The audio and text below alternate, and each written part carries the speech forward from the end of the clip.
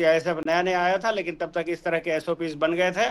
और क्या mummy papa उस फ्लाइट में है तो हम इधर नरोड़ा से सीधा दौड़ के इधर आए हैं। अभी तक किस तरह से आपको उनके पता चला, क्या किस तरह से? मेरी भांजी ने लंदन से हमें फ़ोन किया, मेरी मम्मी और पापा दोनों फ्लाइट में बैठे हुए, तो हम तुरंत इधर आ गए। पर इधर आते आते तो 1-1.5 घंटा तो रोड पे घूमते रहे, बोलते इधर मत खड़ी रखो, इधर खड़ी मत रखो। अरे हम यहाँ हमारे परिवार को देखने आए, घूमने नहीं आए। बोले चाय पानी, अरे चाय पानी थोड़ी पीने गए इधर, अगर मरने पड़े अंदर कोई। परिवार के लोग थे और मेरी फ्लाइट में जा रहे ननद थे है, लंदन। मेरे ननद है और नर्दो है, दोनों है। वो क्या करने जा रहे थे और क्या, वो उसकी लड़की के पास जा रहे थे। किस तरह से आपको पता चला और क्या किस तरह? उसकी बेटी ने मेरे को कॉल किया कि मेरी मम्मी पापा आ रहे हैं, मेरे को भी मालूम नहीं था, सरप्राइज थी ना इसलिए। किस तरह का माहौल अभी परिवार किस तरह से सफर कर रहा है?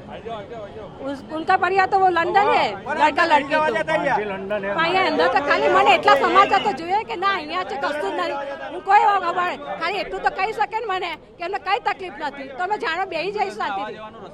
હા ભાઈ હા, અમે બી રિક્વેસ્ટ કરીશ તમને ભાઈ, તમે રિક્વેસ્ટ ક્યાં સાંભળો છો મારા ભાઈ?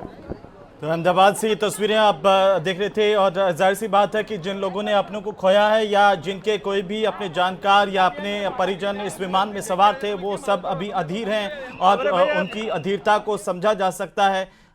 किस तरीके से वे दुखी हैं, लोग आक्रोशित भी हैं कि इस बात में भी हैं कि लगातार उन्हें कोई न कोई जानकारी उनके अपनों को लेकर के मिल पाए। प्रधानमंत्री नरेंद्र मोदी ने अपनी संवेदनाएं प्रकट करते हुए कहा कि इससे प्रभावित जो तमाम लोग हैं उनके प्रति मेरी संवेदनाएं, मैं मंत्रियों अधिकारियों के संपर्क में लगातार हूं। प्रधानमंत्री नरेंद्र मोदी की तरफ से जो कहा गया है वो आपकी टीवी स्क्रीन पर। अहमदाबाद में हुई इस त्रासदी ने हमें स्तब्ध और दुखी कर दिया है, और प्रधानमंत्री नरेंद्र मोदी ने यह कहा कि ये शब्दों से परे दिल दहला देने वाली घटना है। इस दुखद घड़ी में मेरी संवेदनाएं इससे प्रभावित सभी लोगों के साथ हैं।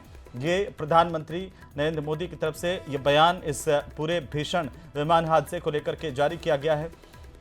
और लगातार उन्होंने गुजरात के मुख्यमंत्री से भी बात की और गृह मंत्री से भी लगातार संपर्क में। ऐसे में तमाम जो पुलिस प्रशासन के बड़े अधिकारी हैं वे भी इस वक्त पीएमओ से संपर्क में हैं और पल पल की अपडेट ली जा रही है। जैसे अभी बता रहे थे डीजी साहब कि चाहे वो बीएसएफ हो या फिर एनडीआरएफ हो, तमाम सक्रिय होने के बाद राहत और बचाव सबसे पहले शुरू किया गया तेजी के साथ। कोशिश यही कि ज़्यादा से ज़्यादा लोगों को बचाया जा सके, जो इस में ना केवल विमान में जो लोग थे, इनके अलावा जहां पर विमान गिरा उनको भी बचाने की पहली प्राथमिकता होती है। संजय जी, जैसे आप बता रहे थे।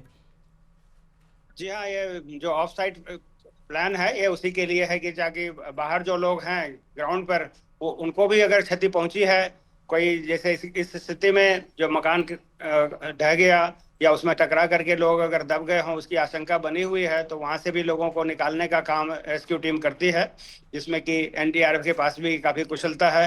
जो इस तरह के हादसों में चाहे वो बिल्डिंग कोलैप्स हो, ब्रिजेज हो, तो उसमें वो काट करके दीवार को पहला स्टेप तो ये होता है कि पहले लाइफ का को डिटेक्ट करें कि वो कहाँ पर कोई दबा हुआ है, और उस गोल्डन आवर में ये ऑपरेशन किया जाए ताकि उसको बचाया जा सके जब जिंदा रहने की संभावना अधिक होती है। उसके लिए इलेक्ट्रॉनिक मशीनें हैं या फिर डॉग स्क्वाड है, उससे लाइफ को डिटेक्ट करते हैं और फिर इस तरह से ऑपरेशन किया जाता है ताकि उसको और नुकसान ना पहुंचे। वो तो पहले ही मलबे के नीचे है और उसके बाद और क्षति पहुंचाएंगे तो उसके जान को गंभीर खतरा हो सकता है। तो इसलिए जो लोग इस तरह के हादसे में दब जाते हैं कंक्रीट के नीचे, उनको उस तरह से बचाने का काम चलता है, या किसी और तरह से भी अगर वो मेडिकली सहायता, मेडिकल एड की आवश्यकता है तो मेडिकल टीम भी साथ में होती है और वो दे करके प्राथमिक उपचार दे करके उनको आवश्यक उपचार के लिए आगे हॉस्पिटल भेजा जाता है। तो ये ऑफ साइट और ऑन साइट दोनों तरह के रेस्क्यू ऑपरेशंस होते हैं और इसमें मिलजुल करके सारे एजेंसी जो हैं, रेस्क्यू एजेंसीज, वो अपने स्ट्रेंथ के अनुसार डिवीजन करते हैं और लोग स्थानीय एडमिनिस्ट्रेशन के सपोर्ट से, एयरपोर्ट अथॉरिटी के सपोर्ट से रिसोर्सेज मुहैया करा करके आगे का काम किया जाता है। इस स्थिति में, इस केस में अब आगे की कार्रवाई ये है कि इसमें एक बहुत बड़ा चैलेंज आइडेंटिफाई करना है जो यात्री थे उनको।